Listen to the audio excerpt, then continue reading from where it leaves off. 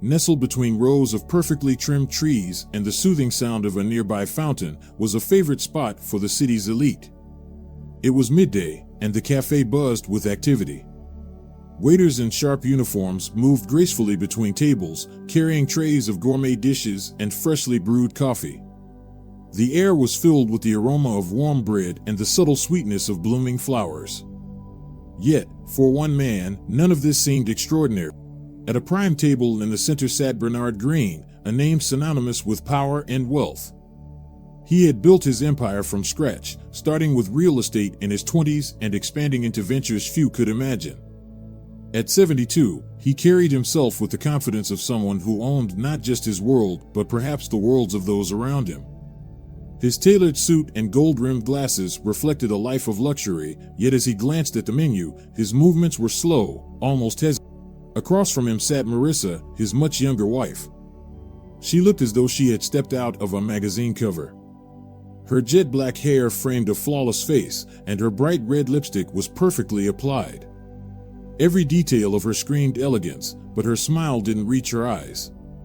She absent-mindedly twirled a diamond bracelet on her wrist, her attention fixed on her phone screen. Nearby, a boy lingered just beyond the patio fence. He was small for his age, his oversized hoodie hanging loosely on his thin frame. His dark eyes darted from table to table, scanning plates and pockets, searching for an opportunity. His name was Malik, though no one in the cafe knew him. His face was familiar on this street, a boy with nowhere to go, always on the outskirts of conversations and the edges of concern. Bernard glanced at his watch. "You're distracted again," he said, his voice calm but pointed. Marissa looked up and smiled, though there was no warmth in it. "I'm right here," she replied sweetly, reaching across the table to place her hand on his. "You know how much I enjoy these lunches." Malik's stomach growled. He moved closer, his footsteps almost silent as he leaned against the patio railing. His eyes landed on Bernard's table. It was the kind of meal he hadn't seen up close in months, a pristine white bowl of soup, fresh bread, and a glass of sparkling water. But then something unusual happened. As Bernard adjusted his glasses and picked up his phone, Marissa's hand slipped into her designer handbag. Malik saw her fingers close around a small vial. She twisted it open with a casual flick, tilting her hand ever so slightly over the steaming bowl. The liquid blended with the soup instantly, disappearing as if it had never been. Malik's breath caught. He froze, watching her stir the soup with a spoon, her expression unchanged.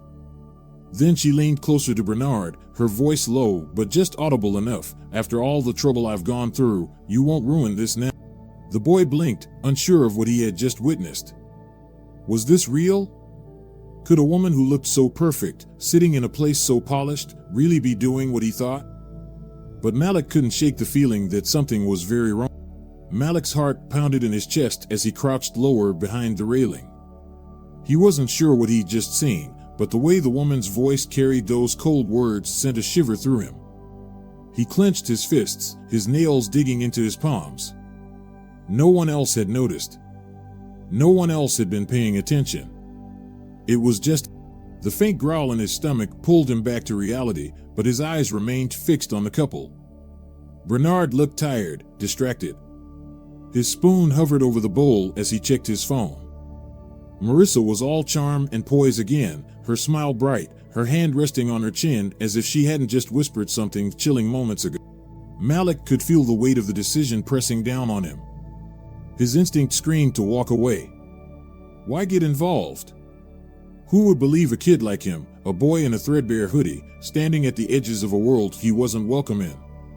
He swallowed hard, glancing around at the other patrons. Laughter, chatter, the clinking of glasses. No one cared.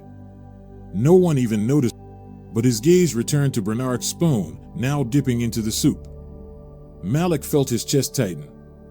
It wasn't just his imagination. He had seen her pour something into it. He knew what would happen if the old man took a bite. His thoughts raced. He didn't know this man, but that didn't matter. Wrong was wrong. The moment stretched endlessly. And then, without thinking, Malik pushed himself off the railing and marched straight to the table. His legs felt like lead, but his feet didn't stop. His voice cracked as he shouted, "Don't eat that." Heads turned. Conversation stopped mid-sentence. The clatter of a dropped fork echoed across the cafe. Bernard froze, his spoon inches from his lips, his wide eyes locking onto the boy. Marissa whipped her head around, her expression hardening. "What did you just say?" she demanded, her voice sharp enough to cut through glass. Malik didn't falter. His voice was shaky but loud enough for everyone to hear. "She put something in your food. I saw her." "Don't eat." Gasps rippled through the cafe as every patron turned toward the scene. The silence that followed was suffocating. Malik stood his ground, his chest heaving as adrenaline coursed through. Bernard blinked, glancing between the boy and his wife. "What is he talking about, Marissa?" His tone was calm, but his hand trembled as he set the spoon down on the table. Marissa's composure snapped like a rubber band stretched too thin. She shot to her feet, her chair scraping loudly against the stone floor. "You little liar," she hissed, her voice dripping with venom. "How dare you accuse me of something so vile? Who even let you in?" The word stung, but Malik didn't back down. His eyes remained locked on Bernard's, desperate to make him see the truth. "I saw her. She poured something into your soup when you weren't looking," he said, his voice steadying as he spoke. "You can smell it if you don't believe me." Bernard's face paled as he turned toward his wife, his eyes narrowing. "Marissa, what's going on?" he asked, his voice quiet but firm. She scoffed, waving a dismissive hand. "He's just trying to cause trouble. Look at him. He probably just wants money or food," she spat, the words out like they were poison themselves. Her gaze flicked to Malik with open disdain. But the boy didn't waver. He stepped closer to the table, his fists clenched. "I'm not lying," he said firmly, his voice rising. "She doesn't want you to know, but I saw everything." Bernard's hand lingered over the bowl, torn between disbelief and the gnawing doubt creeping into his mind. But something in the boy's tone made him hesitate. The air around the table seemed to thicken. The once lively cafe was now eerily silent, all eyes locked on the unfolding drama, their meals forgotten. Bernard leaned back slightly in his chair, studying the boy with a scrutinizing gaze. His face bore the marks of a man used to people playing games with him, trying to take advantage of his wealth. But this was different. The boy didn't flinch, didn't look away. "Malik, is it?" Bernard asked, his voice steady, though a trace of suspicion lingered. The boy nodded. "Yes. I'm telling the truth." "Please, don't eat it," he said, his voice soft but insistent. Marissa let out a harsh laugh, crossing her arms as she stared Malik down. "This is absurd," she snapped, her tone icy. "He's just some street kid looking for attention. Are you really going to entertain this nonsense?" But Bernard didn't answer her. Instead, he picked up the spoon again, this time holding it closer to his face. His hand trembled slightly, not from fear, but from the quiet storm brewing within. "Marissa," he said slowly, his eyes meeting hers, "you heard him. What exactly is going on here?" Marissa's mask of poise cracked further. Her lips pressed into a thin line. "I can't believe you're even asking me that." "It's insulting," she said, turning to the growing crowd, her voice rising. "He's lying. Look at him. He probably doesn't even know who you are. Why would you trust him over?" The weight of her words hung in the air, but they didn't have the effect she'd hoped for. The crowd was murmuring now, their eyes darting between the three of them. Whispers floated through the air. "Did she really do it? Look at her, she seems nervous. That boy doesn't look like he's making this." The murmurs only fueled Marissa's fury. She slammed her hands on the table, her polished demeanor gone. "Enough of this. Bernard, eat your damn soup and let's go," she hissed, her voice trembling with rage. But Malik wasn't backing down. He took another step forward, his fists clenched tightly. "If you won't believe me, then call someone to test it," he said, his voice rising with urgency. "You're rich. You've got lawyers, doctors, people who can figure it out. But don't eat it. If you do, you'll regret." Bernard's jaw tightened as he turned back to the bowl. The spoon was still in his hand, but he didn't. His eyes, tired and calculating, shifted to his. Marissa, he said, his voice low, you've been acting strange for weeks now. Her face flushed, and she stumbled over her words. I don't know what you're talking about. You can't seriously think poison me? Bernard finished for her, his tone razor. The crowd gasped audibly, their whispers growing louder. Malik stood firm, his gaze unwavering. He could feel his heart pounding, but he wouldn't let it show. He'd done what he could. Now it was up to Bernard to make the next. Marissa straightened up, her expression hardening into something cold and unfamiliar. This is ridiculous. I don't have to sit here and listen to this nonsense, she said, grabbing her hand. But before she could leave, Bernard's hand shot out, gripping her wrist with surprising strength for a man his age. You're not going anywhere, he said firmly. Not until we get to the bottom of. The waiter, who had been frozen in place, finally spoke up. Sir, should I call the police? The question sent a ripple through the cafe, and for the first time, Marissa looked genuinely panicked. She shook her head violently. Don't you dare. This is just a misunderstanding. Bernard, you can't seriously. But Bernard raised his hand, silencing her. Yes, he said, addressing the waiter without looking away from Marissa. Call. Malik felt a surge of relief, but it was fleeting. The truth wasn't out yet, and the tension was far from over. The cafe held its collective breath as the waiter hurried inside to make. Bernard let go of Marissa's wrist, his eyes never leaving hers.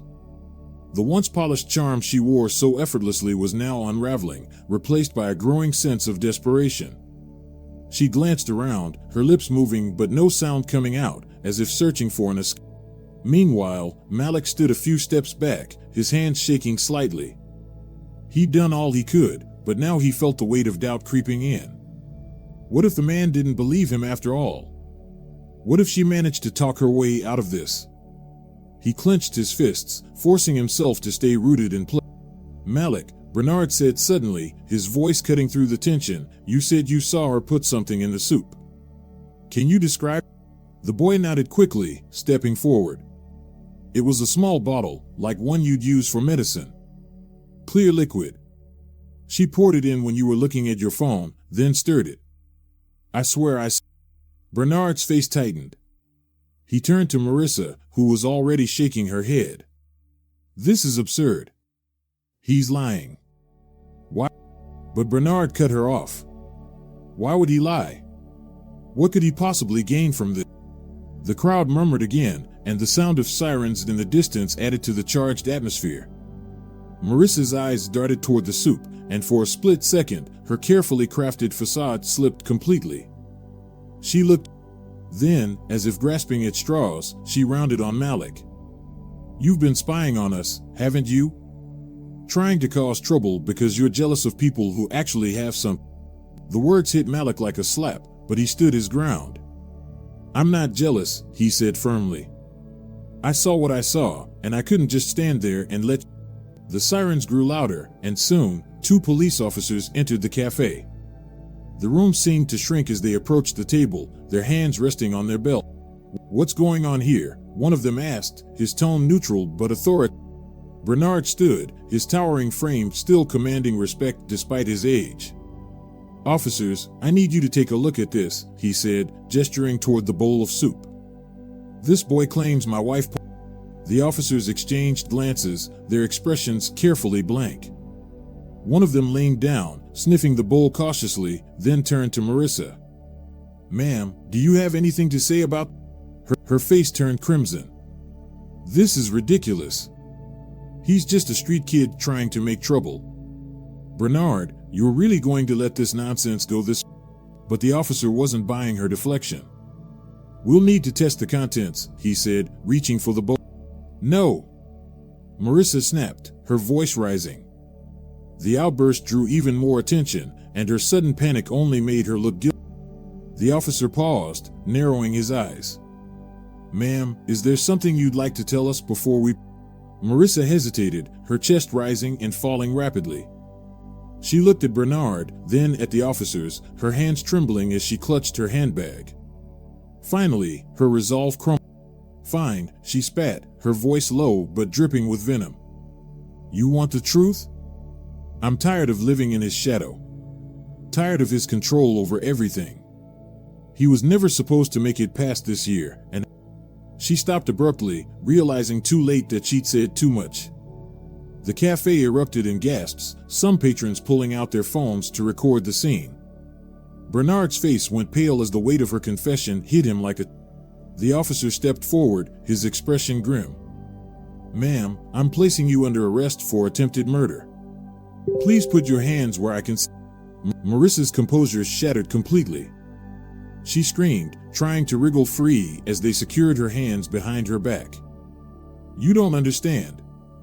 I deserved everything he had. Everything," she shouted as they led her away, her voice echoing through the stunned cafe. Bernard sank back into his chair, his hand trembling as he pushed the soup away. For a moment, he said nothing, his face a mask of disbelief and betrayal. Then his eyes found Malik, who stood frozen, unsure of what to do next.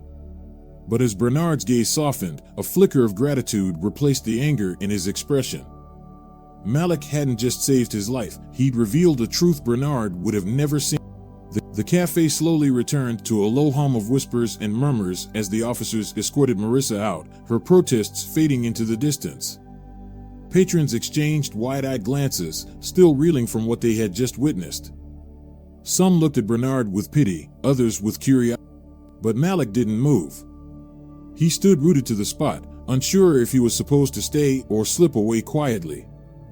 Bernard turned to the boy, his face still pale but his eyes now... "Malik," he said softly, gesturing to the seat across from him. Malik hesitated, glancing around at the onlookers, but Bernard's voice carried a weight that made him obey. Slowly, he sank into the chair, his shoulders... "You saved my life," Bernard said, his voice low but firm. "I don't know how I can ever repay you."